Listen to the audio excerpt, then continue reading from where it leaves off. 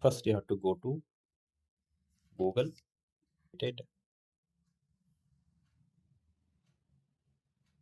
the conditions which we have.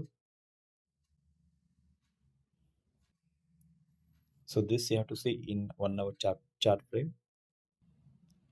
So based on 5,000 stocks, we have one.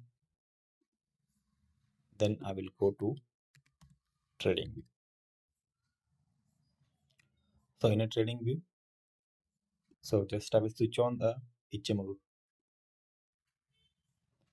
at 1030.